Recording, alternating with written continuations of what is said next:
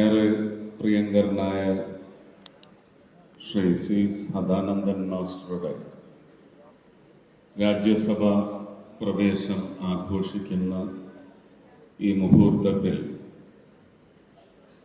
അതിനായി വിളിച്ചു ചേർത്തിട്ടുള്ള ഈ വേദിയിൽ ഉപവിഷ്ടരായിട്ടുള്ള ബഹുമാനപ്പെട്ട അധ്യക്ഷൻ പ്രിയങ്കരനായ സദാനന്ദൻ മാസ്റ്റർ, വത്സൻ തില്ലങ്കേരി തുടങ്ങി ക്ഷണിക്കപ്പെട്ട എല്ലാ അതിഥികളും വിശിഷ്ടാതിഥികളും സദസ്സിലെ പ്രിയ സഹോദരി സഹോദരങ്ങൾക്കും കുഞ്ഞുങ്ങൾക്കും എൻ്റെ വിനീതമായ നമസ്കാരം.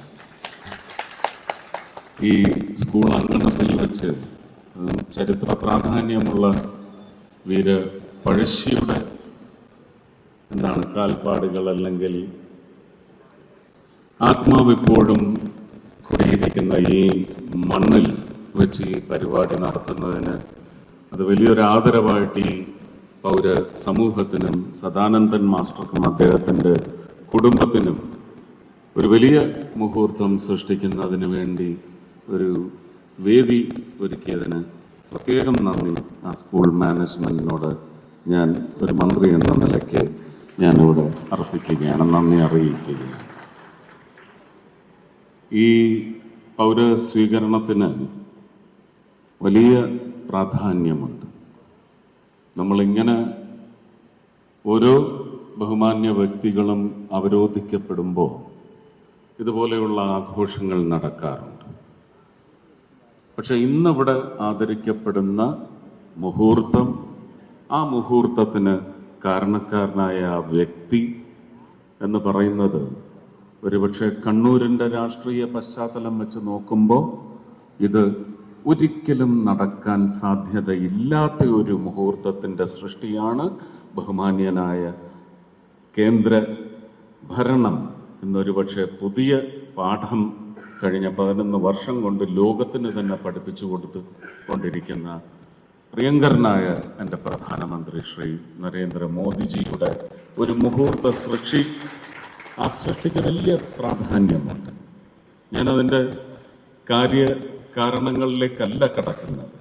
പക്ഷെ ചില കാര്യങ്ങൾ നമ്മൾ അതേ മണ്ണിൽ നിന്നുകൊണ്ട് ഒരുപക്ഷെ ഈ സ്ഥാനാരോഹണത്തെ സംബന്ധിച്ച് എനിക്ക് തോന്നുന്നില്ല എന്തെങ്കിലും വൈരം കൊണ്ടോ അല്ലെങ്കിൽ ഇഷ്ടമില്ലായ്ക കൊണ്ടോ അസൂയ കൊണ്ടോ ഒന്നും വന്ന ഒരു പരാമർശങ്ങളാണെന്ന് ഞാൻ വിശ്വസിക്കുന്നില്ല. പ്രിയങ്കരായ ജയരാജ് സഹോദരന്മാർക്ക് ഒരു അങ്കലാപ്പ് ഉണ്ടായി കാണും. അതിന് അവർക്ക് അങ്ങനെ വർത്താനം പറയാനും പ്രേരണ, അത് ന്യായമാണ്, അതവർ ചെയ്തോട്ടെ. പക്ഷെ നിങ്ങൾ മനസ്സിലാക്കേണ്ടത് ആ അങ്കലാപ്പ് എന്താണ്? 2016 മുതൽ 22 വരെ 6 വർഷം കേരളത്തിലിത് BJP ഗവൺമെന്റിന് അല്ലെങ്കിൽ BJP സ്ഥാപനത്തിന് ഇത് സാധ്യമല്ല എന്ന് പറയുന്ന ഒരു മുഹൂർത്ത സൃഷ്ടിയായിരുന്നു.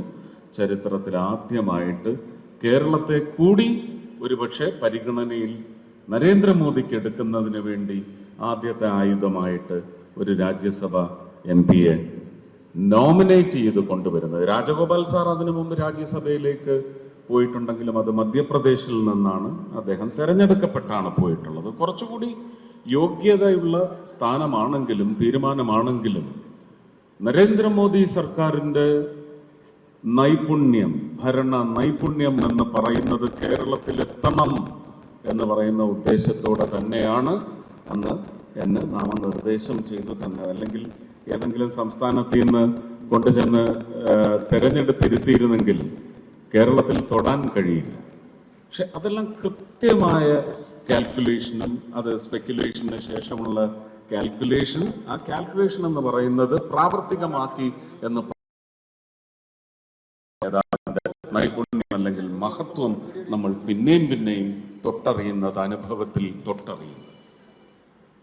6 വർഷം രാജ്യസഭയിൽ ഇരുന്നു കൊണ്ട് എന്തൊക്കെ ചെയ്യാൻ പറ്റി എന്നുള്ളതിൻ്റെ അതിൻ്റെ ഒരു സ്നേഹം, ഗ്രാറ്റിറ്റ്യൂഡ് എന്ന്, നന്ദി എന്ന് പറയുന്നത് കേരളത്തിലെ ജനങ്ങൾക്ക് എല്ലാ ജില്ലകളിലും ഒരു ജില്ല പോലും വിട്ടുവെച്ചിട്ടില്ല, ചെയ്തെടുക്കുവാൻ സാധിച്ചിട്ടുണ്ട്. ഇന്ന് ഞാൻ പറയുന്നത്, അത് ഞാൻ തിരുവനന്തപുരത്തുകാരനാണ്, ഞാൻ കൊല്ലംകാരനാണ് എന്നൊക്കെ പറയുന്ന പ്രാദേശിക വാദങ്ങളെല്ലാം ഉയരുമെങ്കിലും അത് സാധ്യമാണ്. നാളെ തിരുവനന്തപുരത്ത് നിന്നൊരു MP വരാം, കൊല്ലത്തു നിന്നും വരാം, ആലപ്പുഴയിൽ നിന്നും വരാം. ഇത് ഇങ്ങനെ ഒരു ചെയിൻ റിയാക്ഷൻ പോലെ വന്നുകൊണ്ടിരിക്കും.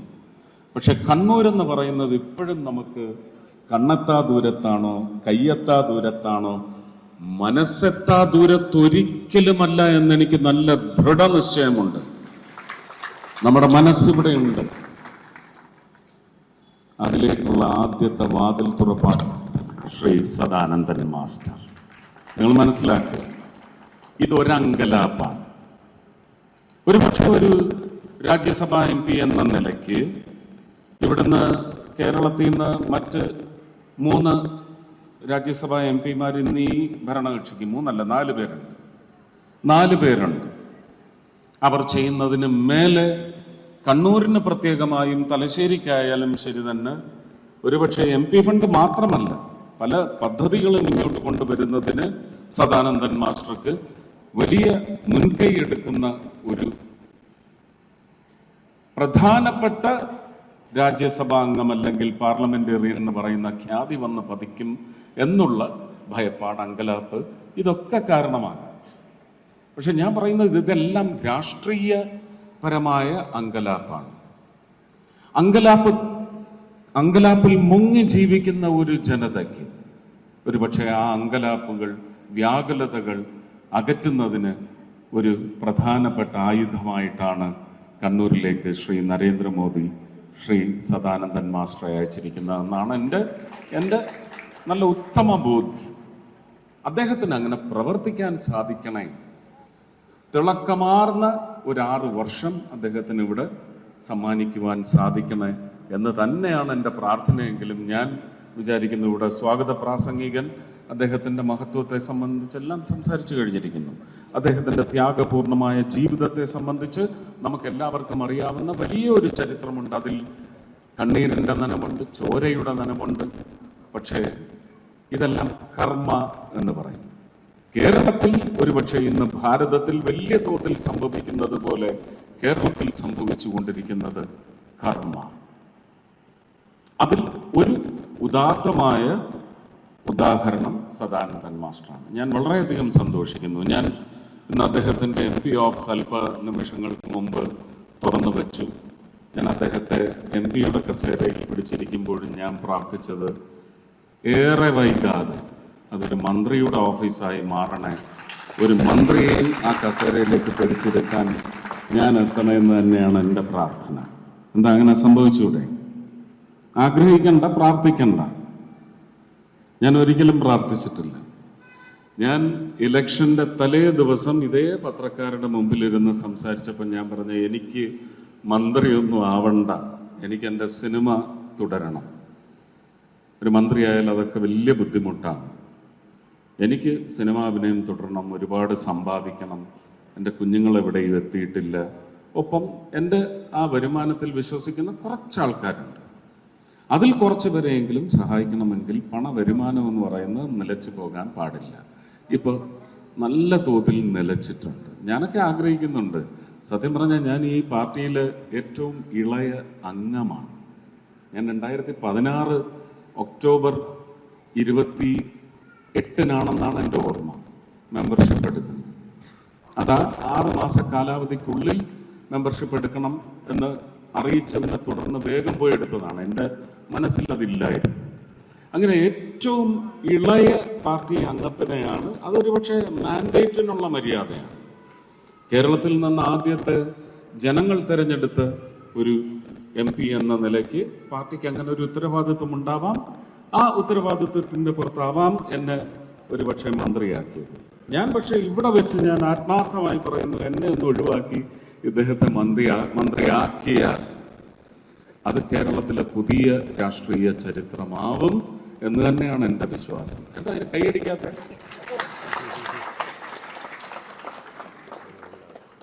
അങ്ങനെ വന്നാൽ ഒരു സ്വാർത്ഥതയുണ്ട്. എനിക്ക് ഞാൻ ഒഴിഞ്ഞു കൊടുത്ത് കിട്ടിയ സ്ഥാനമെന്ന് പറഞ്ഞ് ഞാൻ ചെയ്യേണ്ട കാര്യങ്ങളും കൂടെ അദ്ദേഹത്തെ കൊണ്ട് ചെയ്യിച്ചെടുക്കാൻ പറ്റും. അന്ന് ഞാൻ ആ പത്രസമ്മേളനത്തിലിരുന്ന് പറഞ്ഞത്, ഇപ്പോഴും ചില ക്യാപ്സ്യൂൾസ് ഇരുന്ന് എടുത്ത് വിരുദ്ധം ചെയ്യുന്നുണ്ട്. ആവർത്തനം. ചൊൽപ്പടിക്ക് നിൽക്കുന്ന 5 മന്ത്രിമാർ. ഇവർക്ക് ഇപ്പോൾ ഏറ്റവും വലിയ കുഴപ്പം കേരളത്തിൽ സംഭവിച്ചിരിക്കുന്നത് എന്ത് പറഞ്ഞാലും അതെടുത്ത് കീറിമുറിക്കൊന്നും വേണ്ട, അങ്ങ് വളച്ചോടിച്ചേക്കും. പ്രജ എന്ന് പറഞ്ഞാൽ അപ്പൊ തന്നെ അസുഖമാണ് എല്ലാവർക്കും. പ്രജാതന്ത്രം എന്താണെന്ന് അവരൊക്കെ ആദ്യം പഠിക്കണം. സംസ്കൃതത്തിലായാലും മലയാളത്തിലായാലും തെലുങ്കിലായാലും പ്രജാതന്ത്രം എന്താണെന്ന് അവർ പഠിക്കണം. എന്താണ് പ്രജയ്ക്ക് ഇത്ര വലിയ കുഴപ്പം? ആംഗ്ലേയ സാഹിത്യത്തിൽ യൂഫെമിസം എന്ന് പറയുന്ന ഒരു വാക്കുണ്ട്. EUPHEMISM.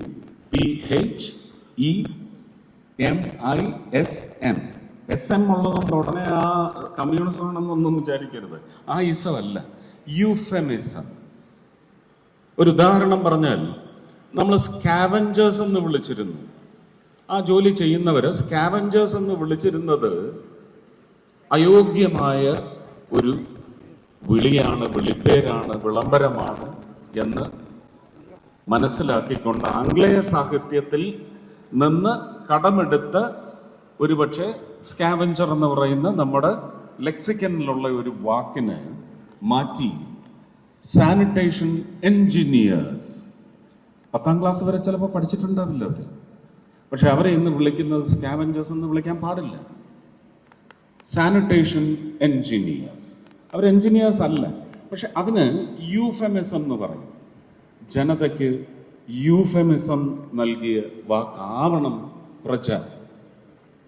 അതിനുടനെ ഇപ്പുറത്ത് രാജാവുണ്ടെന്നല്ല, രാജനീതി എന്ന് പറയുന്നതും ഉണ്ടെന്ന്. ഇതൊക്കെ ഈ പറയുന്ന ഒരു കാലഘട്ടത്തിൽ മാറുമറയ്ക്കാൻ അനുവദിക്കാത്ത കാലഘട്ടം എല്ലാം എടുത്ത് ഉദ്ധരിച്ച് ഇന്നോട്ട് വാങ്ങാൻ നടക്കുന്ന നികൃഷ്ട ജീവികളുടെ ഒരു തന്ത്രമാണ് ഈ വാക്കുകളൊക്കെ എടുത്തു വെച്ച് വിരുദ്ധം ചെയ്യുക എന്നുള്ളത്. അപ്പോ അന്ന് ഞാൻ പറഞ്ഞതില് ചൊൽപ്പടിക്ക് നിൽക്കുന്ന എന്റെ പ്രധാനമന്ത്രിയുടെ ചൊൽപ്പടിക്ക് നിൽക്കുന്ന 5 മന്ത്രിമാരെ എനിക്ക് തന്ന്, ഞാനൊരു മന്ത്രിയായിരുന്ന ചെയ്തു കൂട്ടേണ്ട കാര്യങ്ങൾ അവരെ കൊണ്ട് സാധിച്ചു തന്നാൽ തൃശ്ശൂർ ജനതയ്ക്ക് അത് മതി, കേരള ജനതയ്ക്കും അത് മതി എന്ന് പറഞ്ഞതിനെതിരെ അന്നും വളച്ചൊടിച്ചു, ഇന്നും വളച്ചൊടിക്കും. ഇത്രയും നടക്കുന്നു. മറ്റൊരു വിഷയം പുതുതായിട്ട് ഈ കലുങ്ക് അവർക്ക് വലിയ, ഞാൻ പറയുന്ന സദാനന്ദൻ മാഷ് കലുങ്ക് സംഗമം നടത്തണം. അവരുടെ കടി നന്നായിട്ട് കൂടും, ചെയ്യണം. ജനസമ്പർക്കത്തിന്റെ നൈർമല്യം അതിലുണ്ട്. അവിടെ വന്ന ജനങ്ങൾക്കെല്ലാം അത് ഗുണപ്രദമാണ്. അവിടെ ഇരുന്ന് കേൾക്കുന്നവരും അവരോട് സംസാരിച്ച് കേൾക്കുന്നവർക്കും എല്ലാം ഒരു മനഃശുദ്ധിയും രാഷ്ട്രീയ ശുദ്ധിയും അനിവാര്യതയായിരുന്നു. അത് സംഭവിച്ചു തുടങ്ങിയിരിക്കുന്നു. അതാണ് അവരെ ഭയപ്പെടുത്തുന്നത്, അതാണ് അവരുടെ വ്യാകുലത. അപ്പോ മെനിഞ്ഞാന്ന് പറഞ്ഞ കാര്യത്തെ സംബന്ധിച്ച് അടുത്ത കലുങ്കിൽ അതിനുള്ള സർജിക്കൽ സ്ട്രൈക്ക് ഉണ്ടാവും. അതുവരെ അവർ കാത്തു നിൽക്കണം. അത് ഉറപ്പായിട്ടും ഉണ്ടാവും. ഒന്നിനെ ഞാൻ വെറുതെ വിടില്ല. ഞാൻ ഈശ്വര വഴിയെ, ഈശ്വരന് ചെന്ന് ചേരുന്ന, ഈശ്വരന് ഹിതമായ കാര്യങ്ങളാണ് പറഞ്ഞിട്ടുള്ളത്, ചെയ്യുന്നത്. ഞാൻ അതിനകത്ത് രാഷ്ട്രീയം നോക്കിയിട്ടില്ല. ഞാൻ പറഞ്ഞതിൽ കൃത്യമായിട്ടുണ്ട്. എല്ലാ വീഡിയോയും വെട്ടിമുറിച്ച് അവർക്കുതകുന്ന തരത്തിൽ ഇതെടുത്ത് ഉപയോഗിക്കുക. എന്തായാലും എന്നേക്കാൾ രാഷ്ട്രീയത്തിന്റെ കാര്യത്തിൽ ഒരു പരിണിത പ്രജ്ഞനായതുകൊണ്ട് സദാനന്ദൻ മാസ്റ്റർക്ക് അങ്ങനെയുള്ള അബദ്ധങ്ങളൊന്നും പറ്റില്ല എന്നെനിക്ക് നല്ല ഉറപ്പുണ്ട്. ഞാൻ വളരെ ഓപ്പണായിട്ട് തുറന്ന് പറയുന്ന ആളാണ്. അതിനിയും അങ്ങനെ തന്നെ ആയിരിക്കും. ഈ പൂച്ചാണ്ടിയൊന്നും കാണിച്ച് എന്നെ പേടിപ്പിക്കാൻ ഒക്കത്തില്ല. എനിക്ക് ആത്യന്തികമായി മനുഷ്യനായി ജീവിക്കണം. രാഷ്ട്രീയക്കാരനായി ജീവിക്കുന്നത് എൻ്റെ അത്യാവശ്യമല്ല. മനുഷ്യനായി ജീവിക്കണം. മനുഷ്യനായി തന്നെ പെരുമാറിയിട്ടുള്ളൂ. നിങ്ങളിപ്പോ ഞാനിത് പറയുമ്പോൾ എന്തെങ്കിലും വേദന ഉള്ളിൽ വെച്ചാണ് സംസാരിക്കുന്നതിൽ അതിലെ വേദന, കഥനം, ഒപ്പം എൻ്റെ രോഷവും നിങ്ങൾക്ക് കാണാൻ സാധിക്കുന്നുണ്ട്. അതൊന്നും മറച്ചു പിടിച്ച് ഇളിച്ച് കാണിക്കുന്ന രാഷ്ട്രീയക്കാരൻ ഈ ജന്മം ഞാൻ ആവില്ല, ആവുകയില്ല. വെരി സോറി, എന്നെ കൊണ്ടത് പറ്റില്ല സഹോദരന്മാരെ. നിങ്ങളുടെ പാർട്ടിക്കാർക്ക് അത് പറ്റും. അപ്പോ നല്ല മുഹൂർത്തമാണ്. എല്ലാം പറഞ്ഞത് നല്ല കാര്യങ്ങളാണ്. നിങ്ങളിത് മനസ്സിലാക്കണം. വെളുക്കെ ചിരിച്ച് കാണിക്കുന്നത് നിങ്ങളെ അപകടക്കുഴിയിലേക്ക് ചാടിക്കാനാണ്. അത് ഈ നവംബറിലും സംഭവിക്കരുത്. അടുത്ത ഏപ്രിൽ മെയ് മാസങ്ങളിൽ ഒട്ടുമേ സംഭവിച്ചുകൂടാ. പിന്നെ കരകയറ്റമില്ല. ഇപ്പോഴത്തെ കടം എത്രയാണെന്ന് നോക്കുക. എന്ത് ജനങ്ങൾക്ക് കൊടുത്തില്ലെങ്കിലും അത് കേന്ദ്രം തരാത്തത് കൊണ്ട് കൊടുത്തില്ല എന്ന് പറയുന്ന പടിന്യായം മറ്റ് സംസ്ഥാനങ്ങളിലുണ്ട്. എന്തിന് കേന്ദ്രത്തെ ഇത്രയും നിശിതമായി വിമർശിക്കുകയും എതിർക്കുകയും വലിയ ശത്രുവായി കാണുന്ന ശ്രീ സ്റ്റാലിന് പോലും ആ പക്ഷമില്ലല്ലോ. പിന്നെന്താ ഇവർക്ക്? അപ്പൊ നല്ല പൊളിറ്റിക്കൽ അനാലിസിസ് നിങ്ങൾക്ക് വേണം. ഒരു MP കിട്ടി, അതുകൊണ്ട് ഇനി കേന്ദ്രത്തിൽ നിന്ന് വരാനുള്ളതെല്ലാം അദ്ദേഹത്തെ വെച്ച് നമുക്ക് മാക്സിമം അങ്ങെടുക്കാം എന്നല്ല. അദ്ദേഹം MP ആയത് വഴി കണ്ണൂരിൽ നിന്ന് എത്ര MLA മാരുണ്ടാവണമെന്ന് നിങ്ങൾ ഇന്ന് നിശ്ചയിക്കണം. അത് രാഷ്ട്രീയമല്ല, അത് രാഷ്ട്രത്തിന് വേണ്ടിയുള്ള നിങ്ങളുടെ ചിന്താമാറ്റമായിരിക്കണം, പ്രവർത്തന മാറ്റമായിരിക്കണം. ഇത് സംഭവിക്കേണ്ട സമയം അതിക്രമിച്ചിരിക്കുന്നു. ഞാനിവിടെ വന്ന് നടത്തുന്ന ഒരു രാഷ്ട്രീയ പ്രസംഗമല്ല. പക്ഷെ ഇങ്ങനെയുള്ള കാര്യങ്ങൾ പറയണ്ടേ? ഇങ്ങനെയുള്ള കാര്യങ്ങൾ എത്ര പേര് പറയും? അവരൊരു കാരണവശാലും പറഞ്ഞു തരില്ല. അക്ഷരം പോലും പഠിപ്പിക്കരുതെന്ന് വിചാരിച്ച ഒരു സമൂഹം ഇവിടെയുണ്ട്, രാഷ്ട്രീയ സമൂഹം. ദരിദ്രൻ എന്നും ദരിദ്രനായി നിലനിൽക്കണം എന്ന് വിചാരിച്ച ഒരു രാഷ്ട്രീയമാണ് അവരുടെ.